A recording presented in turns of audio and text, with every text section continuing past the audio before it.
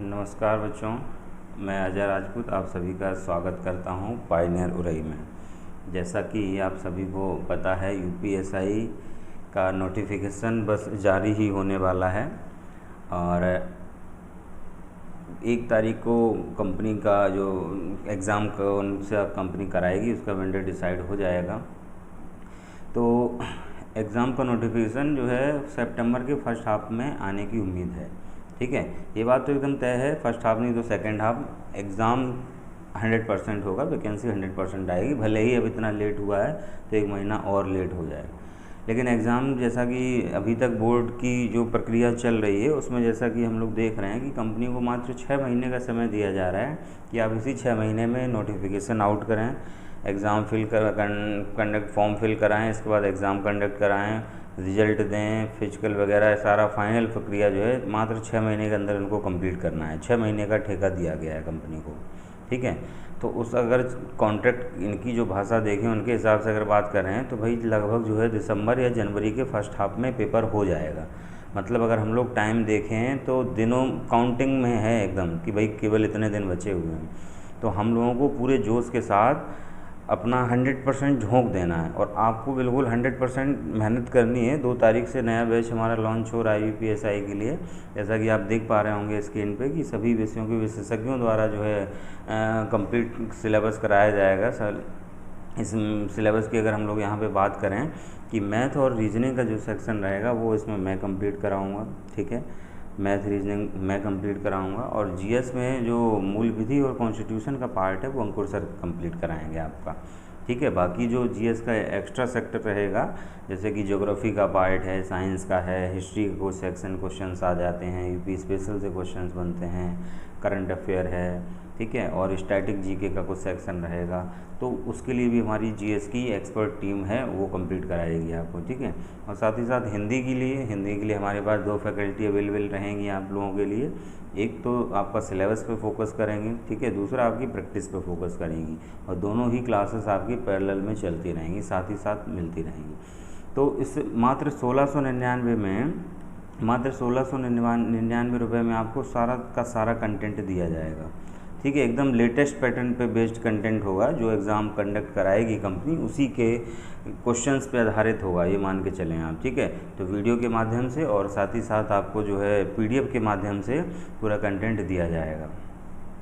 तो आप लोग हमारे साथ जुड़ें और 100% सफलता पाएँ। ठीक है, आप लोगों को 100% डेडिकेशन के साथ जुड़ना है और जैसा जैसा यहाँ पे विशेषज्ञ बताएंगे आपको बस उनकी बात मानते चले जाना है और 100% आप पाएंगे कि रिजल्ट मिल जाएगा आप लोगों को।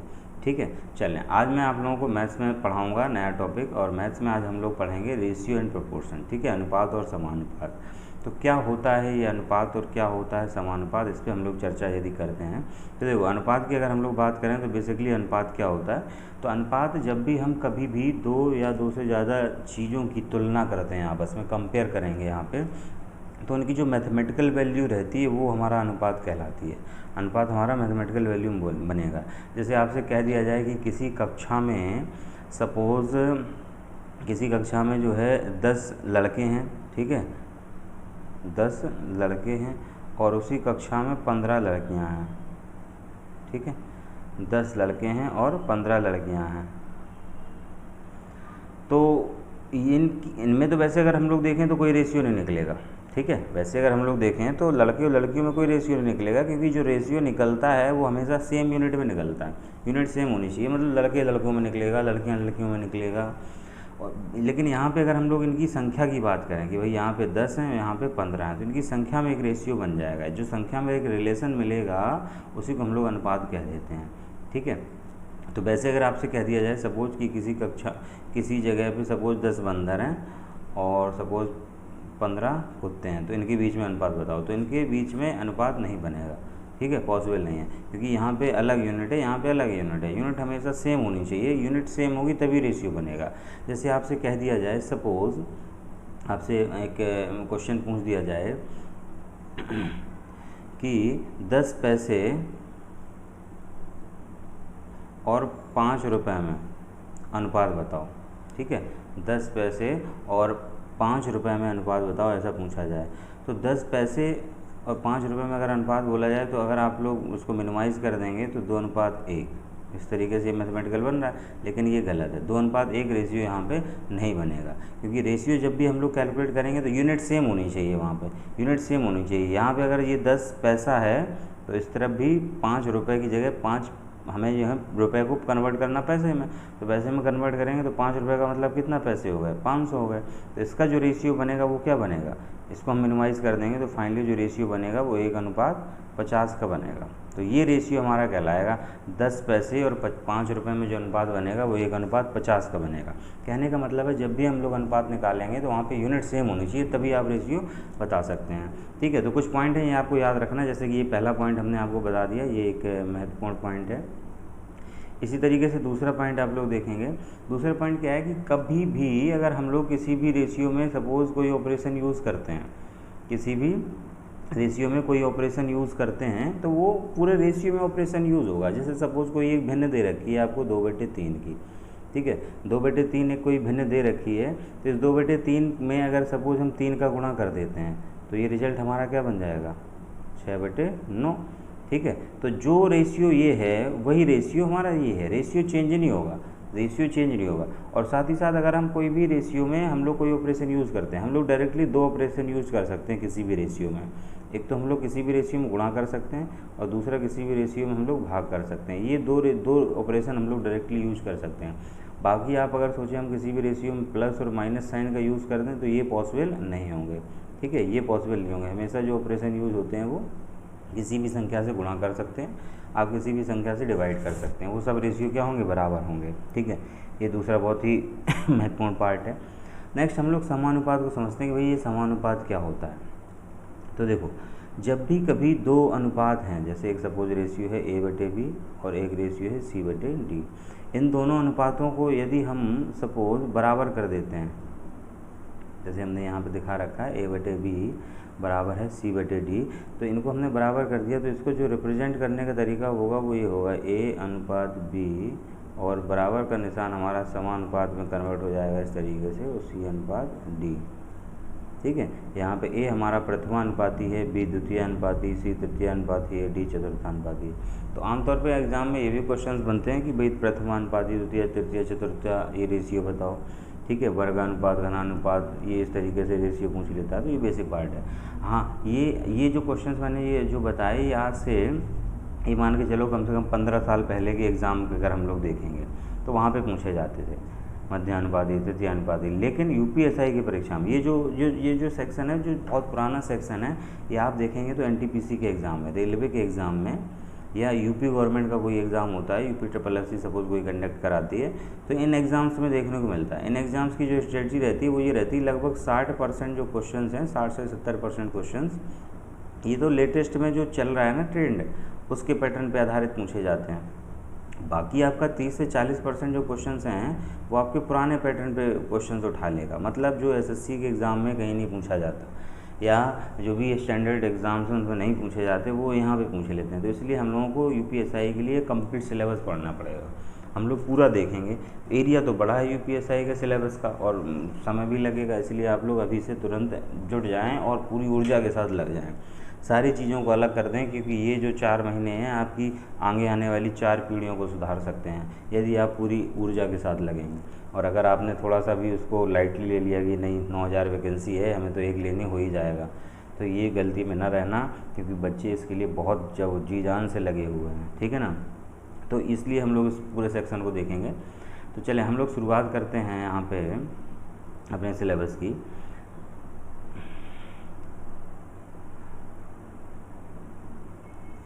चलें, पहला क्वेश्चन आपकी स्क्रीन पे दिखाई दे रहा होगा कि हमें रेशियो मर्ज करके लिखना है। रेशियो दिया हुआ है, हमें क्वेश्चन दिया हुआ है कि भाई A/B दे रखा है 4:5, B/C दे रखा है 5:6, और उनसे रेशियो पूछा जा रहा है। चलो ध्यान से पहले हम एक यहाँ पे समझाते हैं, कॉन्सेप्ट को समझाते हैं। इस क्वेश्चन को आप जवाब देंगे, मैं एक सैम्पल के तौर पर एक अलग से क्वेश्चन उठा रहा हूँ और मैं उसको बताता हूँ पहले। ठीक है, इसको फिर देखेंगे हम लोग, चीज़ों को समझें बेहद आसान तरीके से। देखो, मर्ज करके हम लोग मिश्रण अनुपात कैसे लिखते हैं उसको समझेंगे। जैसे A/B की अगर हम लोग बात करें, कहीं डाटा दिया हुआ है, सपोज हम दूसरे फिगर ले लेते हैं, A/B की वैल्यू दे रखी है 2:3, ठीक है, और एक रेशियो दिया हुआ है B/C और उसकी वैल्यू हमें दे रखी है सपोज 4:5, और हमसे पेपर में पूछा जाएगा कि भाई A अनुपात B अनुपात C का मान बताओ, या तो पूछा जाएगा या इसका यूज़ होगा आगे कहीं ना कहीं। ठीक है, तो हम लोग चीज़ों को समझते हैं।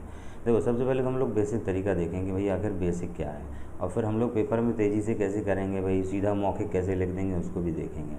तो समझे पहले हम लोग बेसिक समझते हैं। सपोज़ A अनुपात B अनुपात C, हमें A अनुपात B डाटा दिया हुआ है कि 2:3 है, और B अनुपात C हमें डाटा दिया हुआ है कि 4:5 है। हमें कॉमन करके निकालना है रेशियो। तो हम लोग यहाँ पे क्या करते हैं, ध्यान दो, हम लोग देखते हैं कि यहाँ पे कि जो B की वैल्यू है वो दोनों जगह क्या है, कॉमन है। हम लोग जब भी 2 रेशियो 3 रेशियो मिलाने की बात करेंगे तो कॉमन सेक्शन देखेंगे क्या है। तो हम लोग देख पा रहे हैं B हमारा कॉमन है, यहाँ भी है और यहाँ भी है। तो हम लोग यहाँ पे क्या करेंगे, गुणा कर देंगे, बराबर करेंगे। तो यहाँ पे 4 का गुणा और यहाँ पे 3 का गुणा, तो यहाँ भी 12 हो जाएगा, यहाँ भी 12 हो जाएगा। लेकिन ये ध्यान रखें कि हमने अभी जस्ट बताया था आपको कि हम अगर कोई भी ऑपरेशन यूज़ करेंगे तो पूरे रेशियो में यूज़ होगा। 4 का गुणा यदि यहाँ किया गया तो 4 का गुणा हमें यहाँ भी करना पड़ेगा। 3 का गुणा यदि यहाँ किया गया है तो 3 का गुणा हमें यहाँ भी करना पड़ेगा। तो A की जो वैल्यू है वो निकल के आएगी 8, B की जो वैल्यू है वो निकल के आएगी 12, और C की जो वैल्यू है वो निकल के आएगी 15। तो हमारा जो फाइनल रेशियो बनेगा 8:12:15 बनेगा। ठीक है, 8:12:15 बनेगा। तो ये तो हो गया भाई हमारा बेसिक तरीका। ठीक है, दूसरा देखो पेपर में और तेज़ी से हम लोग कैसे लिख सकते हैं चीज़ों को, उसको समझेंगे हम लोग। जैसे A B C का हमें अनुपात बताना है। हमें पहले रेशियो में डाटा दिया है 2:3 और दूसरे रेशियो में डाटा दिया है 4:5। ठीक है, हमें अनुपात निकालना है A अनुपात B अनुपात C। तो इसमें हम लोग क्या देखेंगे, हम लोग बस ये देखा करो यहाँ पे कि भाई कौन सा स्पेस जो है यहाँ पे खाली पड़ा हुआ है। हम लोग देख रहे हैं यहाँ पे ये जगह खाली पड़ी है, यहाँ पे ये जगह खाली पड़ी है।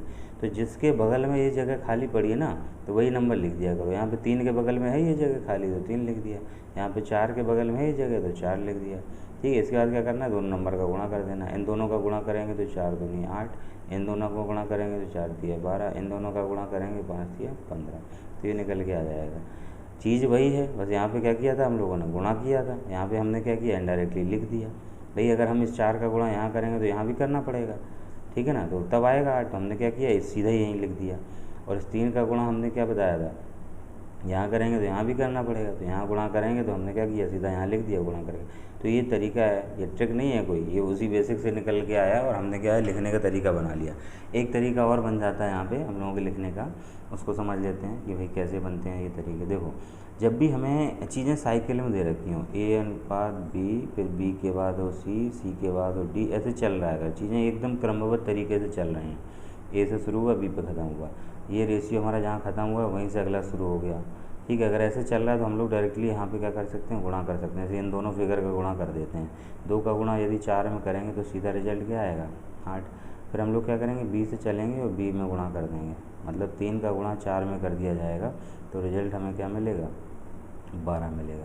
नेक्स्ट हम लोग क्या करेंगे, इस 3 का गुणा सीधा 5 में कर देंगे। 3 का गुणा यदि 5 में कर देंगे तो रिजल्ट मिलेगा 15। तो 8, 12, 15 ये अनुपात यहाँ से निकल के आ जाएगा। ठीक है, 8:12:15 ये हमारा रेशियो निकल के आ जाएगा। चीज़ें वही हैं, और आप लोग क्या करेंगे, एक समय ऐसा आएगा प्रैक्टिस करते जाएंगे तो चीज़ें मौखिक लगने लगेंगी। ठीक है, आप चीज़ों को बड़े ही ईजिली तरीके से, आसान तरीके के मौखिक लगा सकेंगे। ठीक है, चलें आगे हम लोग नेक्स्ट देखते हैं। ये क्वेश्चन जो दिया हुआ है आप लोग खुद से कर सकते हैं। आप देख रहे हैं 4:5, 5:6। एक तरीका ये है कि हम लोग भी बराबर करके लिख लें। एक तरीका ये है कि हम लोग क्या करें, बराबर करके इसको लिख लें। तो यदि बराबर करके लिखेंगे तो हम लोग देख रहे हैं दोनों ही रेशियो में क्या, B हमारा कॉमन है, B यहाँ भी है, B यहाँ भी है। यहाँ पे B 5 है और यहाँ पे B भी कितना है, 5 है। तो दोनों जगह जब बराबर ही है B तो सीधा लिख सकते हैं कि A की वैल्यू 4 और B की वैल्यू 5, C की वैल्यू 6। तो ये जो बेसिक तरीका है ये हमारी कैलकुलेशन को बहुत आसान बना देता है। यहाँ पे हमने क्या है, अब अगर दूसरे तरीके से करते तो पहले हमें गुणा करना पड़ता, फिर हम लोग लास्ट में मिनिमाइज़ करते। तो यहाँ पे हमें कोई गुणा करने की ज़रूरत नहीं, हम लोगों को बस कॉमन सेंस लगाना है। हम लोगों ने देखा कि भाई A अनुपात B, यहाँ पे 4 दे रखी वैल्यू, यहाँ 5 दे रखी है, और जो कॉमन है वो दोनों में ही बराबर है। तो इसका मतलब सब चीज़ें बैलेंस है। तो आंसर क्या है, 4:5:6 इस तरीके से बन जाएगा। ठीक है, उम्मीद करता हूँ समझ आया होगा। अगला क्वेश्चन देखते हैं हम लोग।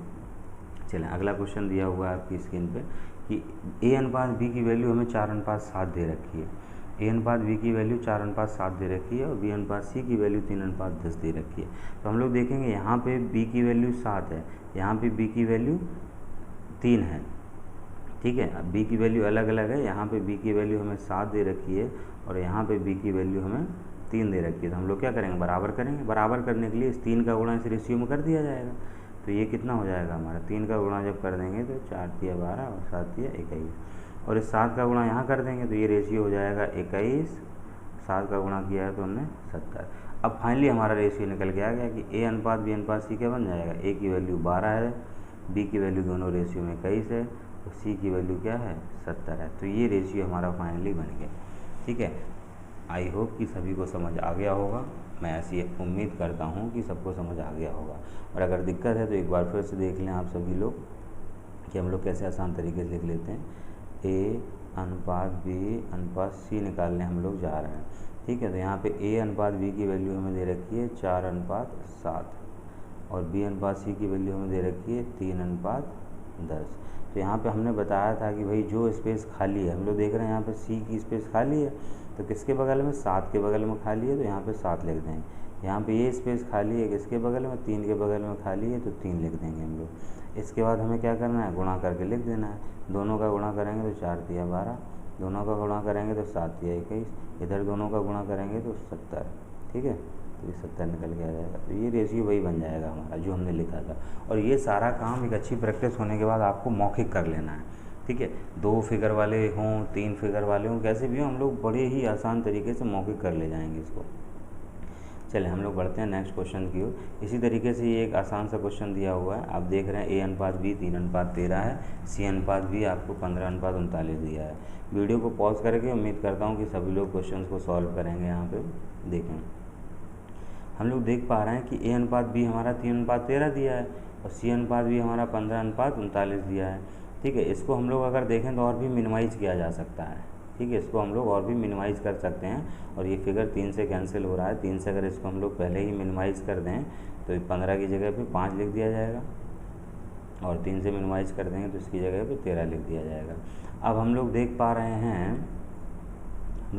रहे हैं कि यहाँ पे ए की वैल्यू 3, बी की वैल्यू 13 और यहाँ पे सी अनुपात भी दिया है, रेशियो में सी अनुपात भी दिया, मतलब जो बी की वैल्यू है वो क्या है 13 है, यहाँ पे भी बी की वैल्यू क्या है 13 है। हम लोग देख रहे हैं 2 रेशियो गिवन है, दोनों में जो कॉमन वाला पार्ट है वो दोनों में ही इक्वल है। तो जब दोनों में ही इक्वल है तो फिर हम लोग रेशियो डायरेक्टली लिख देंगे। ए की वैल्यू हम लोग देख रहे हैं तो 3 होगी, बी की वैल्यू हम लोग दोनों ही रेशियो में देख रहे हैं तो 13 होगी और सी की वैल्यू हम लोग देख रहे हैं तो सी की वैल्यू कितनी है हमारी 5 है, ठीक है ना, यही है ना। तो फाइनली जो ए अनुपात बी अनुपात सी बनेगा 3:13:5 बन जाएगा। आई होप कि सभी को समझ आ गया होगा, ठीक है। चलें आगे बढ़ते हैं हम लोग अगले क्वेश्चन की ओर। अगला क्वेश्चन आपकी स्क्रीन पर दिखाई दे रहा होगा आपको। चलें, ए अनुपात बी, बी अनुपात सी, सी अनुपात डी दिया हुआ है, ठीक है। एक तो तरीका वो बनता है जो मैंने बताया था कि भी बगल बगल में लिख लो। एक तरीका ये बनता है कि हम लोग क्या करेंगे, तीर चलाएँगे, ठीक है। जब 2 से ज़्यादा टर्म हो जाएंगे ना तो फिर बेसिक तरीका से करना सही नहीं रहेगा, वो लंबा हो जाएगा। इससे अच्छा है कि हम लोग लिखने का तरीका बदल दें, जैसे कि ध्यान से समझेंगे चीज़ों को देखते हैं हम लोग। जैसे ए अनुपात बी अनुपात सी अनुपात डी हमें कैलकुलेट करना है, तो ए अनुपात बी की जो वैल्यू है वो हम लोग देख रहे हैं 7:11 दे रखी है। बी अनुपात सी की जो वैल्यू है वो हमें 3:5 दे रखी है और सी अनुपात डी की जो वैल्यू है वो हमें 6:7 दे रखी है। तो यहाँ पे हम बस ये देखेंगे, देखो यहाँ पे ये जगह खाली, यहाँ पे ये जगह खाली, यहाँ पे ये जगह खाली है और ये जगह खाली है, 2 जगह खाली होंगे सभी में। अब इनकी जगह भरना क्या है, तो हमने क्या बताया था, हमने बताया था जिसके पड़ोस में खाली है वही नंबर भर दो, ठीक है। तो यहाँ पे ये जगह खाली है, किसके 11 के पड़ोस में खाली है, तो यहाँ भी 11 और यहाँ भी 11, ठीक है। हम लोग देख रहे हैं यहाँ पे 3 के बगल में खाली है तो यहाँ पे 3, यहाँ 5 के बगल में खाली है तो यहाँ पे 5, यहाँ पे अगर हम लोग देखें तो यहाँ पे ये 6 के पड़ोस में खाली है तो 6 लिख दिया जाएगा। इसके बाद हमें गुणा कर लेना है, ठीक है। एक तो तरीका ये हो जाएगा, बाकी गुणा हमें कैलकुलेशन बराबर ही करनी पड़ेगी, कैलकुलेशन हमें बराबर ही करनी पड़ेगी। जैसे हम लोग दूसरे तरीके लिखने का तरीका बस बदल देते हैं, जैसे ए अनुपात बी, बी अनुपात सी, सी अनुपात डी, ए अनुपात बी में अगर हम लोग देखें तो 7:11 दिया है रेशियो, फिर हमें रेशियो दिया है 3:5, फिर रेशियो दिया है 6:7। तो यहाँ से अगर हम कॉमन रेशियो निकालना चाहते हैं कि ए अनुपात बी अनुपात सी अनुपात डी कैलकुलेट करो, यहाँ से अगर हम लोग रेशियो निकालना चाहेंगे तो यहाँ पे हमें क्या करना पड़ेगा, तीर चलाएंगे। ध्यान दो, यहाँ पे हमेशा पहला तीर जो होगा वो ए की वैल्यू देगा, पहला जो तीर होगा वो ए की वैल्यू देगा। तो 7 गुणा 3 गुणा 6 करना पड़ेगा। वही स्टेप हमने यहाँ पे किया, देखो वही गुणा हम लोगों ने यहाँ पे किया। दूसरा स्टेप यहाँ पे क्या होता है, बी से चलते हैं और बी के लिए मुड़ जाते हैं, फिर गुणा करेंगे इन सभी का, मतलब 11 गुणा 3 गुणा 6। वही स्टेप यहाँ पे किया है, 11 गुणा 3 गुणा 6, ये बी की वैल्यू देगा। सी कैलकुलेट करने के लिए हमें एक कदम आगे बढ़ना है, फिर मुड़ना है, मतलब सी तक आना है और सी के लिए मुड़ जाना है। तो 11 गुणा 5 गुणा 6, वही देख रहे हैं 11 गुणा 5 गुणा 6। इसके बाद डी की वैल्यू हमें सीधा इस तरीके से कैलकुलेट करेंगे तो डी की वैल्यू निकाल के दे देगा। तो ये ओवरऑल हमें कैलकुलेशन गुणा करना पड़ेगा, ठीक है। बड़े फिगर रहेंगे तो हम लोग आसानी से कर सकेंगे। किसी को भी कोई दिक्कत हो तो कमेंट सेक्शन में ज़रूर बताएं, ठीक है। अभी ये आज डेमो क्लास शूट हो रही है, इसके बाद हम लोग लाइव क्लास भी देखेंगे, तो लाइव क्लास में आपके डाउट्स तुरंत के तुरंत क्लियर कर दिए जाएंगे।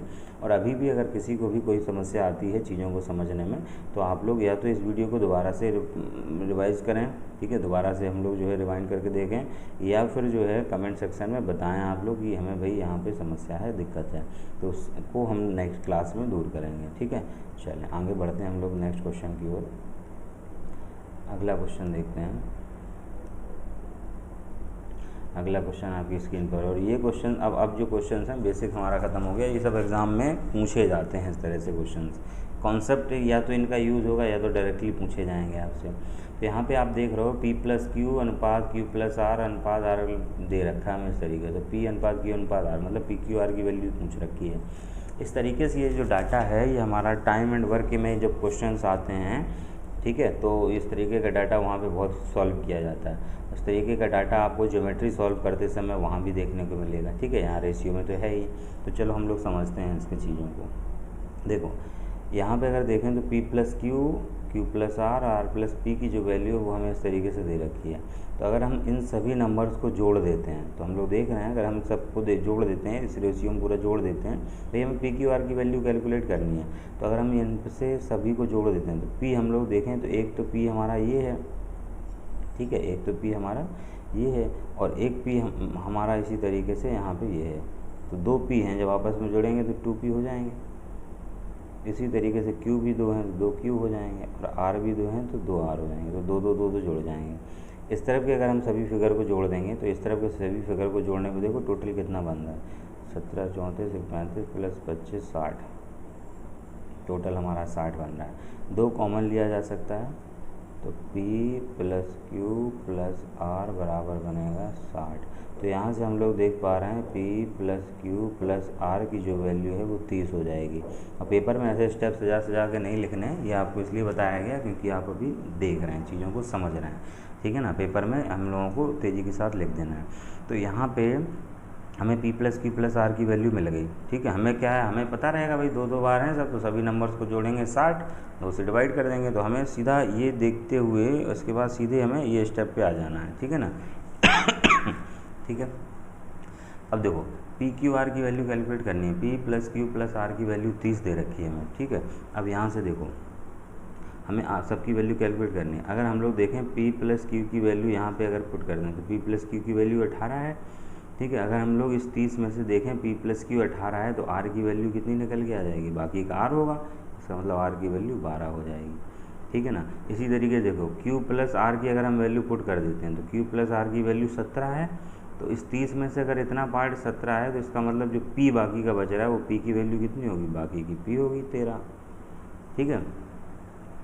बाकी का हमारा क्या होगा, P होगा। सही किया ना, कोई गलत तो नहीं की कैलकुलेशन। Q और R है 17 है ना, ठीक है ठीक है ठीक है। बाकी का देखो, अब हमें कैलकुलेट करना है, सपोज ये R और P है, Q की वैल्यू कैलकुलेट करनी है। तो R और P की वैल्यू अगर हम रख देते हैं तो R और P की वैल्यू हमें 25 दे रखी है। तो अगर टोटल हमारा 30 है और R और P 25 है तो इसका मतलब जो Q बच रहा है वो कितना होगा, 5 बचेगा। इन सबको जोड़ देंगे तो टोटल 30 ही बन रहा है। तो P अनुपात Q अनुपात R की वैल्यू पूछी जा रही है, तो P की वैल्यू 13 और Q की वैल्यू 5 और R की वैल्यू 12। तो ये हमारा अनुपात बनेगा 13:5:12। ठीक है ना, इस तरीके से। चलें आगे हम लोग समझेंगे। नेक्स्ट इम्पॉर्टेंट है, इस तरीके का भी जो रेशियो का जो कॉन्सेप्ट है ये हमारा टाइम एंड वर्क में, कार्य और समय में यूज़ होता है और बहुत ही क्वेश्चंस पूछे गए, पॉपुलर क्वेश्चंस में से हैं और कई जगह परसेंटेज में भी यूज़ हो जाएगा। ठीक है, तो ये इम्पॉर्टेंट क्वेश्चन है, भले ही डायरेक्टली ना मिले लेकिन इनडायरेक्टली आपको मिलेगा। तो यहाँ पे ध्यान से समझेंगे चीज़ों को।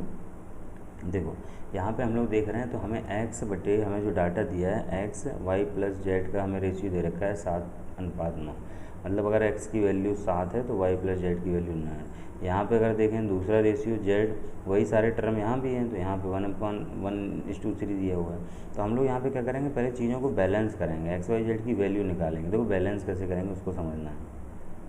देखो यहाँ पे हमें जो रेशियो दे रखा है x अनुपात y z में दे रखा है, मतलब अगर हम लोग यहाँ पे देखें तो x y z का जो टोटल है, x/y प्लस z का जो टोटल है हमारा कितना बन रहा है, 16 बन रहा है। और यहाँ पे वही टोटल हमें कितना बन रहा है, 4 बन रहा है। जबकि वही x y z यहाँ है और वही x y z यहाँ है, यहाँ पे टोटल 16 बन रहा है और यहाँ पर टोटल हमारा 4 बन रहा है।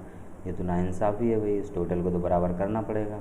टोटल कैसे बराबर होगा, तो सीधी सी बात है भाई, इसमें हम 4 का गुणा कर देंगे, टोटल बराबर हो जाएगा। मीन्स सेकंड रेशियो में 4 से मल्टीप्लाई कर रहे हैं हम लोग, तो 4 से गुणा मल्टीप्लाई कर रहे हैं। तो एक तो हमें डाटा यहाँ से ये मिल गया कि भाई x plus y plus z की जो वैल्यू है वो कितनी होगी, 16 होगी। ठीक है, यहाँ से हम लोग इंडिविजुअल भी कैलकुलेट कर सकते हैं। तो इस 4 से जब गुणा किया गया इस रेशियो में, तो ये वैल्यू भी 4 हो जाएगी। ठीक है, और ये वैल्यू हमारी 12 हो जाएगी, मतलब z हमारा 4 हो गया। ठीक, अब देखो, अब दोनों जगह टोटल बराबर है, सबको सही होगा। अब देखो x plus y plus z की वैल्यू टोटल 16 हो गई है, जिसमें से x की वैल्यू हमारी कितनी है, 7 है। तो x की वैल्यू 7 हो गई 16 में से। अब यहाँ से अगर देखें तो z की वैल्यू हमें सीधे दिख रही है कि z की वैल्यू 4 है, तो वही 4 हो गई। ठीक है, x 7 है, z 4 है, दोनों का टोटल 11 हो गया, जबकि टोटल है कितना, 16। 11 टोटल हो चुका है, तो बाकी का कितना बचा, 5। ठीक है, तो फाइनली जो आंसर आएगा वो क्या होगा, 7:5:4। ये जो है आंसर निकल के आएगा। तो x अनुपात y अनुपात z की जो वैल्यू होगी वही होगी। और हमसे क्वेश्चन में जो चीज़ पूछी है उसका जवाब दे देंगे। हमसे पूछा है y बटे x प्लस जेड, तो y की वैल्यू है 5, x प्लस जेड की वैल्यू कितनी है, 11। तो फाइनली जो आंसर आएगा वो 5:11 आएगा। आई होप कि ये क्वेश्चन सभी को समझ आ गया होगा। ठीक है, हम लोग चलें आगे बढ़ते हैं नेक्स्ट क्वेश्चन की ओर। तो चलें, अब यहाँ से बेसिक अर्थमेटिक के क्वेश्चन शुरू होते हैं हम लोगों के। ये बेसिक हमारा जो पार्ट है वो यूज़ हो गया, वो बेसिक पार्ट हमारा कंप्लीट हो गया है। देखें, इस क्वेश्चन को ध्यान से समझेंगे सभी लोग। यहाँ पे देखो बेसिक है, बेसिक यहाँ पे चीज़ों को समझना है। बेसिक क्या है, जैसे क्वेश्चन इस तरीके से आता है, ध्यान से देखें। क्वेश्चन इस तरीके से आता है कि दो संख्याएं हैं, सपोज़ 3:7 के अनुपात में है, और दोनों संख्याओं का जो योगफल है वो हमें दे दिया जाता है कि सपोज़ 200 है। तो संख्या बताओ। मीन्स हमें किसी एक टोटल वैल्यू को किसी रेशियो में डिवाइड कैसे किया जाता है ये हमें पता करना है। ठीक है, तो देखो बेसिक तरीका है, जिस तरीके से वो पूरी ही गणित का एक बेसिक नियम है कि भाई जो डाटा हमें उसने ओरिजिनल रूप में दे रखा है, माना हुआ डाटा हम लोग वही निकालेंगे और तुलना करनी है जस्ट आपको। जैसे हम लोग मेंसुरेशन पढ़ते हैं कि भाई जो चीज़ हमें ओरिजिनल डाटा दे रखी होती है हम लोग उसी चीज़ का फॉर्मूला लगा देते हैं, रख देते हैं। वही चीज़ यहाँ पे करनी है। आपको जो ओरिजिनल डाटा दिया हो, टोटल दिया हो, डिफरेंस दिया हो, गुणनफल दिया हो, जो भी दिया होगा हम लोग वही चीज़ रेशियोस निकालेंगे और तुलना कर देंगे। तो जस्ट कंपेयर करना है। देखो हमें सपोज़ दो संख्याओं का योगफल दिया है, मतलब टोटल बराबर हमें दिया है 200, और उन दोनों संख्याओं का जो अनुपात है वो 3:7 है। तो वो संख्याएं क्या होंगी, सपोज ऐसा पूछा जाता है तो हम लोग कैलकुलेट करेंगे वही संख्याएं क्या होंगी। तो देखो ध्यान देंगे, तो यहाँ पे हम लोग देख रहे हैं कि भाई टोटल दिया तो हम लोग भी रेशियो से टोटल निकालेंगे। दोनों ही रेशियो का टोटल कितना बनेगा, 10। भाई एक वैल्यू 3 है तो दूसरी वैल्यू 7 है, तो 10 यूनिट की वैल्यू 200 हो जाएगी। तो हम लोग मल्टीपल देखें तो 10 यूनिट बराबर यदि 200 है तो 1 यूनिट की वैल्यू 20 होगी, 1 यूनिट बराबर हमारा यहाँ पे 20 निकल के आएगा।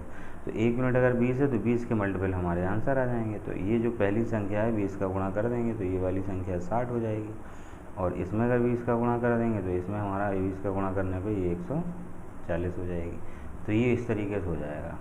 ठीक है भाई, उम्मीद करता हूँ कि सभी को समझ आ गया होगा।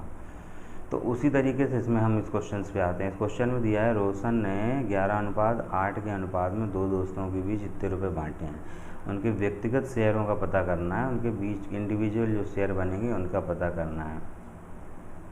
तो इंडिविजुअल शेयर देखेंगे कैसे बनते हैं, ध्यान से देखेंगे हम लोग।